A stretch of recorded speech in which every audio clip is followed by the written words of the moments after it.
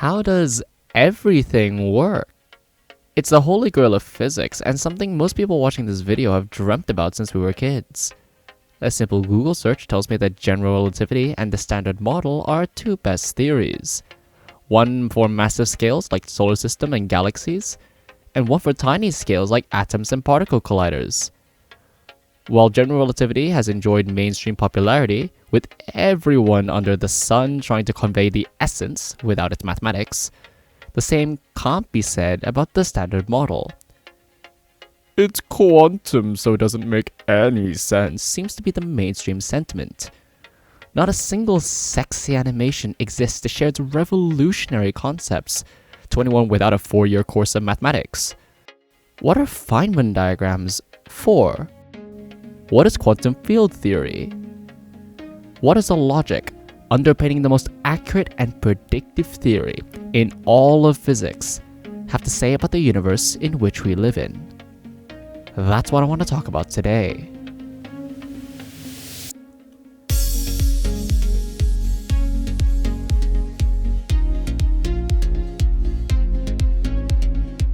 This journey begins with waves. Let's have a brief review. At A-levels, you've probably learned of waves as wavefronts. Each wave is described by its frequency, its wavelength, and its phase. They can constructively interfere and destructively interfere. This way of understanding waves is called the global perspective of waves. It's global because you're looking at the entire wave in one go. But there's an equal, and in some cases more powerful, way of looking at waves, the local view. If we imagine a string, and that string is being stretched by some amount, so it has some curve at that point, then the string around it is going to restore this spring so it becomes straight. This is the natural tension that exists in all strings, and you can see it whenever you play guitar. If we look at the mathematics describing this, we get this.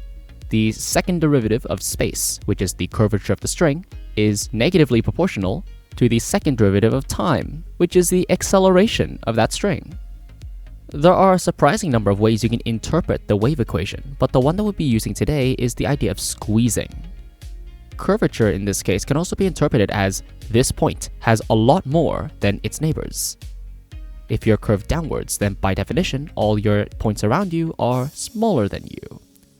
This local or differential view of waves is important when it comes to understanding quantum mechanics, because quantum mechanics describes particles as waves. We rarely care about the massive wavefronts, we care about how particles move at the very tiny scales. And in that sense, trying to imagine particles as massive waves is incorrect. It's more intuitive to think of quantum particles as being particles that want to squeeze themselves in every direction. So, with that out of the way, let's look at the standard model. The standard model uses quantum fields, described by quantum field theory. A field is just like an empty pond. Particles are ripples upon that pond. Kurzgesagt made a lovely video animating it in more detail, which you can watch here. This is the reason all electrons are identical. You're not observing a million different electrons. You're observing ripples on the singular electron field. Imagining fields instead of particles makes particle wave nature intuitive. Think about it like this. A particle doesn't have a memory. It doesn't know which direction it came from or which direction it should be going. Because a particle can't see its past, it can't continue its path, and therefore, it travels every possible path that it physically can. We have just predicted the wave nature of particles. Okay. Particles are waves. Cool, that makes sense. But particles do a lot more than just move like waves. Particles don't do nothing. They decay, they interact with other particles through forces, and all of this other humbo-jumbo. Where does this come in? Well, it comes to the idea that particles don't just flow through space and time. They also flow into other fields. Let's imagine two one-dimensional fields where one field can flow into the other field. We start off with a pure pulse in one field, and over time, as it flows forward through time, it also flows into the second field. Now think of what a particle is actually doing. A particle is just trying to travel in every direction it can. If a particle is able to move into another particle, it means that those fields are in some way linked, the same way that two adjacent parts of space are linked. We call this coupling. And if field A is coupled to field B, it also implies that field B is coupled to field A. Now, because it's waves, wave A could turn into wave B, which could turn back into wave A, or stay as wave B, and, it's a right mess. To keep track of what's going on, a very smart person, named Richard Feynman, came up with diagrams to keep track of where the wave is going. To see how he did this, let us look at the example of our two fields. First of all, what would happen if the fields weren't coupled? Well, the particle in field A would just go on forever. We write this in our notation as a straight line. The particle A moves as particle A. Now what would happen if the particle turned entirely into particle B? Well, this depends on the coupling strength between the two fields, usually written as G. In the diagram, we show off that particle A is turned into particle B by adding a vertex. If the wave decided to turn back into particle A, then we have to add a second vertex. Each time we add a vertex, the chances of it happening decreases as G is less than 1, and each vertex adds a multiple of G to its probability. Now the reason why I'm showing all of these diagrams at the same time is because remember what we are actually trying to describe. We're trying to describe a wave. The wave is going to go every direction. It's taking all of these paths at once. This is why the final step of any Feynman diagram calculation is to sum all Feynman diagrams together, because that is the true path of the wave. There are 25 fields for the 25 different particles in the standard model. We get the rules for these fields and their couplings in the standard model Lagrangian. Now, a lot of symbols are going to appear on the screen, but surprisingly, you don't need a lot of maths to understand it. Just follow along, okay? Now, if you've done Lagrangian mechanics at university, or even just watched my video on it, you'll know about it as an alternative way of doing Newton's mechanics. We do this by using Euler-Lagrange equations or by plotting the Hamiltonian phase space, and then working through the calculations. Interestingly though, none of those mathematics are needed to work with quantum field theory, and I'm going to show you how. Let's look at a simple example. This is the Lagrangian of a massive scalar field. Remember, it's fields that we're describing here, not particles. This single equation can describe 0 or an infinite amount of this particle. The Lagrangian is made of two terms. The first one is the kinetic energy term. The second is the mass term. Out of the two, the mass term is the easier of the two to describe. M here tells us the mass of the particle. If the mass of the particle is 0, then this term goes to 0. Therefore, if this term just wasn't there, then this particle is massless. Mystery solved. The kinetic energy term, on the other hand, is a bit more interesting, because it is allowing this particle to move. Now you might be thinking, oh, without this term, the particle is just stuck there, I can't move it. But remember, moving through time is moving as well. We're working with space-time after all, time is another dimension. Therefore, the kinetic energy term really should be called the existence term. If we find a kinetic energy term, we know that that symbol right there, that's a field. Even if I had a mass term for another field, if I can't find a kinetic energy term for that field, then this mass term does nothing. Conveniently, there are only 3 kinetic energy terms that you find in the standard model. But a Lagrangian with just kinetic and mass terms will do nothing. These fields don't do anything aside from move. Let's use the example from before. This is my field A, and this is my field B.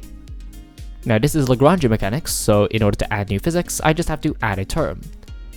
Now what kind of term would couple these fields together? Well, this term has to include A and B. And look, in the mass term, there's probably a variable in front. So with that reasonable guess, we have QAB. This is our interaction term. Specifically, it creates the vertex 1A and 1B. It's possible to have more complex vertexes. For instance, A squared times B. This produces this vertex in a Feynman diagram. In general, any term that isn't the kinetic energy or mass term is an interaction term, and these interaction terms allow fields to flow into other fields. By reading off the powers of the interaction terms, we get our vertex. Also, because this is coupling, it doesn't matter which way around the particles are going. It doesn't matter if it's A turning into AB or B turning into AA. You can just rotate the vertex, however. By reading off of the Lagrangian and constructing Feynman diagrams, we can actually skip calculating with the Lagrangian entirely. This is what Feynman was so famous for. The use of Feynman diagrams allowed people without a ridiculous understanding of maths to do quantum field theory. And it was this innovation that pushed physics to its fullest potential. The final part of this video is going to be on symmetries. First of all, particle physicists call symmetries gauges for whatever reason. If you see stuff like gauge forces or gauge particles, it's better to think of these as symmetry particles and symmetry bosons. What does that mean? Well, watch the rest of the video. There are lots of ways that something can be symmetric. It can be symmetric along reflections or symmetric along rotations. As long as something looks the same after a transformation to it, it is symmetric. Obviously, all fields are rotationally and reflexively symmetric. Not particles, fields. While this universal symmetry gives rise to linear and angular momentum conservation, more details can be seen in my Lagrangian mechanics video, these are examples of global symmetries. They're symmetries of the entire field. It is also possible to have local symmetries. We can imagine a local symmetry as a certain twist we can do on the field. This twisting gives particles new paths to go. Of course, if a particle is going to another field, it is coupling to this field. Symmetries are a way of introducing couplings to existing fields. Let's see how the mathematics turns out, shall we? We start off with the free field Lagrangian. We substitute all partial derivatives with covariant derivatives. We expand it out, and this is what we get. This is the familiar kinetic energy and mass term, and these unfamiliar terms are our interaction terms. Now we need to spend a few minutes understanding why. What is the theoretical power of a derivative? In maths, we see derivatives as tools. We get other functions out of them.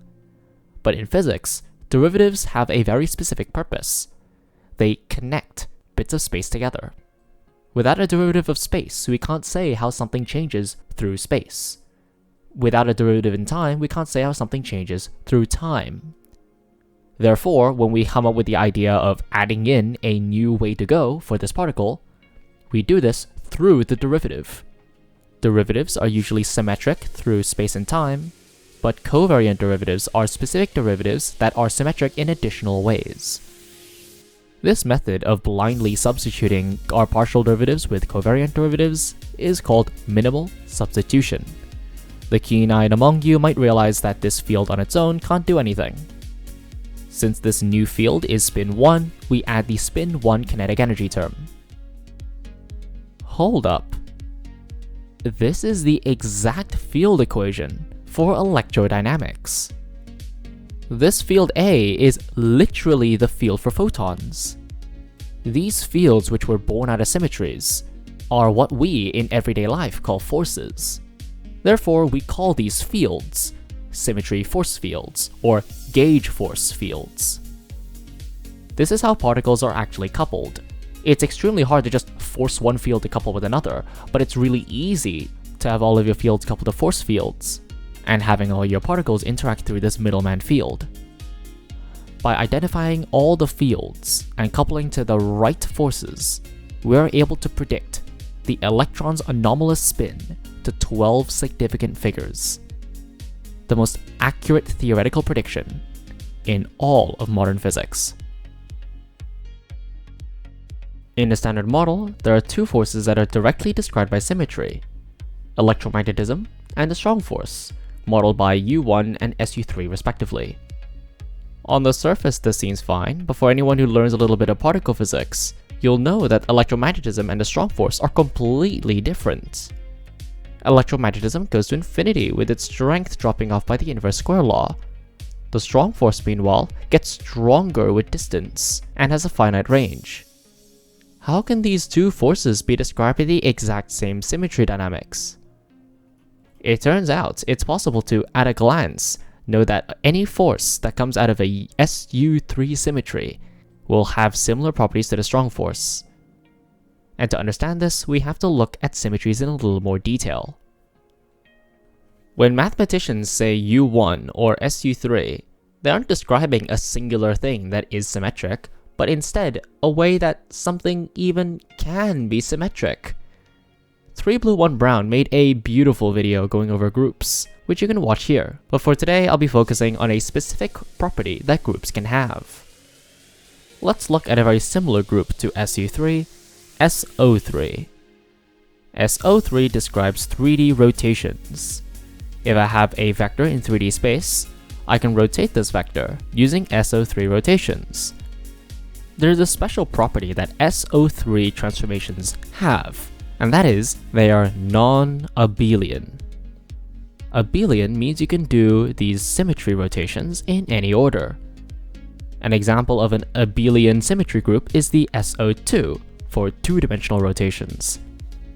If I was to rotate it 20 degrees and then negative 60 degrees, it would be the same as if I rotated 60 and then 20. Meanwhile, in SO3 in 3 dimensions, the fact that I have different axes means that this doesn't always apply. If I rotate first around the x-axis and then the y-axis, my vector looks different than if I were to rotate around the y-axis and then the x-axis. Having to keep track of the order of operations is an important part of non-abelian groups, of which SO3 is one. The U1 symmetry group is abelian, the SU3 group is not.